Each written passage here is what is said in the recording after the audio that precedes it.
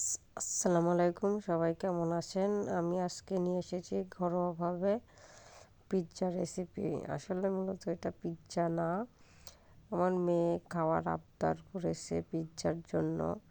এই জন্য বাড়িতে রুটি বানিয়ে কিছু চিজ ছিল, সস ছিল, ঘরোয়াভাবে পিৎজা বানিয়ে দেখিয়েছি এবং সুন্দর করে ডেকোরেশন করে মেয়েটাকে বুঝিয়েছি যে এটা পিৎজা, খাওয়াইছি পিৎজা।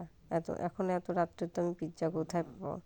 তাই একটা সুন্দর করে রুটি বলে নিয়েছি, এর উপরে কিছুটা সস দিয়েছি, কিছুটা চিজ দিয়েছি এবং ছোট ছোট করে কয়েক টুকরা কাঁচামরিচ কেটে কাঁচামরিচগুলো সুন্দর করে ডেকোরেশন করে দিচ্ছি। আপনারা দেখতেই পাচ্ছেন কিছু কাঁচামরিচ, যাতে একটু পিৎজাটা ঝাল ঝাল ভাব আসে, খেতে যাতে একটু মজা লাগে। আর আমার মেয়েটা ভিডিও করছে, বলছে আম্মু তুমি আমাকে পিৎজা বানিয়ে দিলে তোমাকে আমি পুরস্কার দেবো। আমি বললাম আচ্ছা ঠিক আছে, কি পুরস্কার দিবা আমি দেখব। ও বসে থেকে ভিডিও করছিল আর আমি বানিয়ে দিচ্ছিলাম।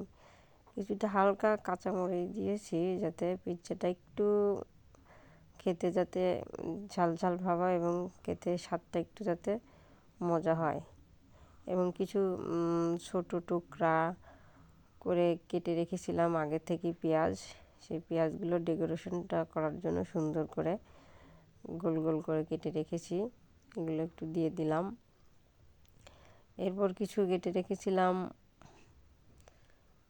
গাজর, তারপরে রেখেছি টমেটো, কিছুটা গাজর দিয়ে দিলাম। আসলে ছোট বাচ্চাদের তো সেভাবে কোনো কিছু খাওয়ানো যায় না, তাই আমি বুদ্ধি করে, এই দেখুন আমার মেয়ে আমাকে বলছে আম্মু তোমাকে এই 1000 টাকা দিব যদি তুমি আমাকে পিৎজাটা খাওয়াতে পারো, বানিয়ে দিতে পারো।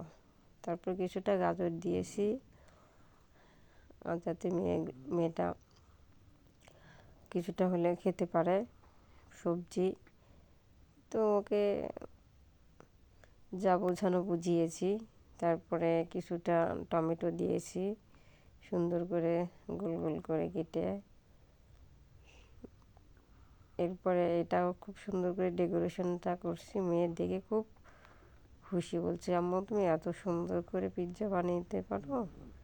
তাই আমি কি বলবো, বললাম হ্যাঁ এর থেকে আরও সুন্দর সুন্দর বানাতে পারি। মেয়ে খুবই খুশি, বলছে আম্মু দোকানের থেকে তো অনেক সুন্দর হয়েছে পিৎজা, তুমি এত সুন্দর করে পিৎজা বানাও, আমাকে তো আগে খাওয়াই নেই। আসলে এটা তো মূলত পিৎজা তো না, এটা সাধারণত একটা রুটির মধ্যে এরকম পিৎজার ডেকোরেশনটা দিয়েছি, নাহলে মেয়ে তো বুঝতে পারবে না যে এটা কি আসলে পিৎজা।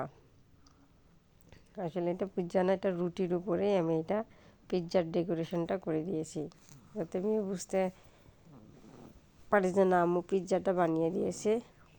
সস টসগুলো মোটামুটি পিৎজার মতোই সব কিছুই ছিল, কিন্তু আসলে পিৎজার যে ফর্মুলাটা ছিল সেটা না, এটা একটু আলাদা করে মেয়েটাকে খাওয়ানোর জন্য করেছি। আপনাদের ভালো যদি লাগে আমার সাথে থাকবেন। এই তো, আসসালামু আলাইকুম, এই বলে ভিডিওটা শেষ করছি। ধন্যবাদ, সবাই ভালো থাকবেন।